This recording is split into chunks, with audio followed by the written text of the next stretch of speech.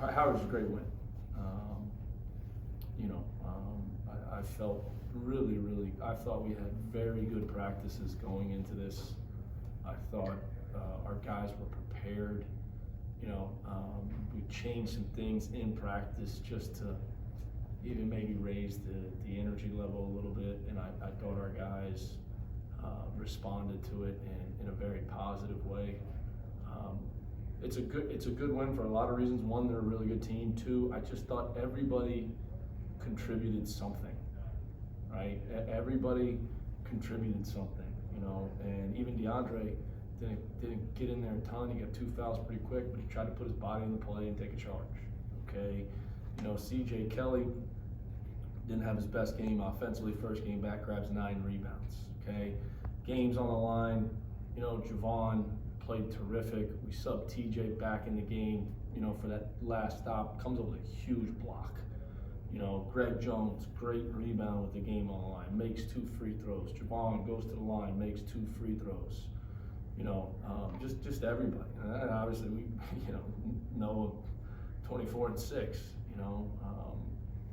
Rich Kelly, the communication down on the defensive end, just everybody did something positive to help us win that game. So that's why, Howard, your initial comments, it's a really good win for our team. How would you say that the defense's energy looked? Because from the eye test, it seemed it was much higher than before. And what does that say about the team's resilience and the energy level they put in? I just think, all we wrote on the board was effort and unselfishness. And under the word effort, I wrote, try to win every 50-50 ball. I wrote, put your body in place. I wrote, don't allow a single pass or a shot in the game to go unaffected. And then unselfishness, move it, share it, pass it, utilize each other. When we do that, we're hard to guard, and those 2 things, effort and unselfishness, are actually the 2 things in a basketball game you have complete, utter control over. And we have to do that every single night. We're not always going to have control over whether or not the ball goes in the basket.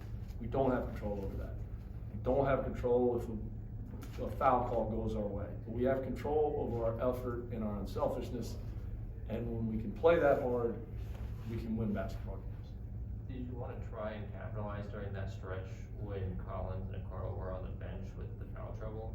Yeah, I think anytime 2 of their better players are on the bench, you got to try to capitalize. And I guess how do you think you did on capitalizing? Yeah, we ended up stretching the lead there. I think we got up, what was it, 8, or I think we went up 5 or 6, and then they came down and hit a big 3. Hargrove hits a 3, and it was I give our guys a lot of credit because they were resilient in that moment. They come back, tie the game, and we just kept fighting, kept playing. So obviously when they have their players, better players on the bench, I think for us it's like, we know, Noah obviously has done what he's done now for 2 years, and it's like, who's performing well? It's hard as a coach over there, right? It's hard because, all right, Javon's out there, he's playing well, he's impacting winning, he's defending, he's making his free throws, he's driving in the lane, he's getting paint touches. Okay, CJ, he's got 9 rebounds. All right, TJ had 5 rebounds in the first half, and you've got, these talented guards, and we kind of, that gives us a luxury to where when something's working, we stick with it, right? And then, if we need to make a change, we make a change. And I thought that just was evident of our team. That was a total team win. And especially in our backcourt, we have a lot of flexibility with those guys, and TJ goes in the game with 30 seconds to go in the game and comes up with a huge block. He's in the game at the end of the game defensively because I really, really trust him. He made the right play and played with that aggression, and Greg comes up with that loose ball. You used the term resilient, and maybe this may not be the best game, but was this the most resilience your team has shown so far this year? Absolutely, Howard, no question. Obviously, when you're down, like we were down to Rutgers and be able to find a way to come back and crawl back, but things haven't gone well the last 4 games, and we come out of Christmas, we get a game canceled right before Christmas, then we're preparing for these guys, the game gets canceled, we're preparing for Fordham, the game gets canceled, and it's like, you know, okay, you know, that's something that a lot of teams have to deal with, but, you know, then you know, we go to Richmond and basically, you know, don't really have any depth, you know, and they're obviously a really, really good team, and then came back and just did not play well versus Duquesne and still had chances, and I think very disappointed with our effort. Then we go down to Davidson and play 37 minutes of really good basketball and a 3-minute stretch to start the second. Like, we've been right there, you know. I didn't think our effort was where it needed to be at all versus Rhode Island, and they responded, you know, and it started with their preparation and practice. And, you know, when you are on a losing streak, it's easy to start pointing fingers and it's not going well and it's this guy's fault, that guy's fault, it's the coach's fault, and our guys didn't do that. They kept battling, positive in the locker room, positive in film sessions, positive in practice, and, you know, we're able to find a way to win the game. You guys were able to get to the free throw line a lot in the second half, I think 25 compared to 8 in the first half. And then 3-point attempts, I guess, you know, definitely a lot less in the second. But you think your ability to get to the free throw line in the second half was able, I guess, you know, the game-winning factor there. And how do you kind of take physically imposing on them into the next matchup against them on Sunday? Well, obviously they're going to make adjustments. We're going to have to make adjustments. We'll watch the film and you know, look at the things we did well, and I'm sure that the things that we did well, they're going to try to adjust. We got to look at the things that they did well, and we've got to adjust to that. I thought that our guards were doing an unbelievable job of putting pressure on the paint. I thought that's really why Javon was in there so much. You know, he was driving it. We weren't settling. Even the charge that was called on Noah drove in there and he tried to make the right play to Javon. He was wide open and Javon actually made the three and they called a charge. But those guys, Rich, CJ, they were driving it in there and, you know, making the right play, but doing it with a level of aggression and being strong with the basketball, you know. And we talked yesterday to you, or whenever we met, about the free throw margin would be a big stat in the game. And it turned out to be a huge stat in the game because, you know, I think, what do we shoot in the second half? 1 for 5 from the 3-point line? And, you know, but again, luxury. We got something that's working, stick to it, keep putting pressure on the paint. Don't settle for contested twos. Don't settle for contested threes, put pressure on the paint. What's the challenge of coming back and playing them back to back like this? You've had games where you've gone and had a day and then played somebody else on the road, but this is NBA style. You're playing the same team twice in a row. Is that a different kind of challenge to prepare your team? I think as a coach, you get very, very concerned. Had this game been in St. Louis tonight and we had this result in St. Louis to come home, you can maybe get a little bit complacent, but there's going to be an unbelievable crowd in their building on Sunday afternoon. Great place to play. You know, our guys they'll be focused. You know, we'll have their attention. We'll talk about that. We have not played well on the road, you know, and we've got to find a way to bottle up that effort, that unselfishness, and take it to St. Louis on Sunday afternoon. You talked about free throw margin being a big stat, and you talked also about how you shouldn't, you know, when you're defending, don't get conservative because St. Louis can go to the line. How are you able to not get conservative and still minimize the free throw attempts for Sloop? Yeah, I mean, you know, listen, obviously I think, you know, Okoro was hurting us up front, you know, and you know, him being in foul trouble, you know, negated some of that. We still struggle guarding the ball. We have to get better. We get beat off the bounce too much where we do foul, but I thought we did a good job of being in our gaps. We talked a lot about that, not allowing Yuri to come off pick and rolls and be able to see space. We wanted to try to take up that space. And, you know, but even Jimerson, who gets so consumed with his 3-point shooting, he was going by us off the bounce at times tonight. So it's, again, it's 5 guys versus the ball, and I wrote that on the board too about our unselfishness. When someone does get beat, someone's got to rotate, step up, take a charge, and have each other's back. And, you know, but I thought we did a good job taking up space. Our last one for Coach. It seems like the guys have really been receptive to what you've been saying and what you've been impressing on them. Is that encouraging when a group is willing to take that kind of those challenges and those listen to you and be like, when you're telling them what they should, what would help? Yeah, and you know, like we talked about the other day, you know, like these guys' playing careers is not everybody gets to play the game of basketball for a long period of time. And they don't get to play it here very long at all. And I wanna make sure that, you know, not just playing time, but each and every day are we making the most out of the opportunity and the time that we have. And that was really the message, you know, after Rhode Island is, you know, what can I do to help you guys? Make sure you're maximizing your time, and what can we continue to do as a team and a program. And, you know, proud of how they have been responding, and proud of just how positive they've stayed even during, you know, some of these rough stretches. All right, thanks, Coach. Okay. When I finish, yeah, that's, you know, best way to say it. We gotta go to their spot. You know, it's gonna be harder to beat them twice, and we gotta play them on the road. So, you know, we gotta just move past it, not get too high, not get too low, and just, you know, stay steady and keep it pushing. Yeah, stay level-headed, stay together, and just keep doing the same thing we've been doing and keep improving.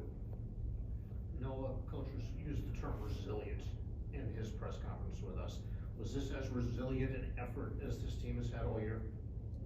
Yeah, I think it's up there. I think for us, that first moment was definitely the first game of the season. You know, UMBC, we came out down 15-2, and we sort of carried ourselves on that the rest of the year. You know, we've been down in the dumps a bunch of times and fought our way out.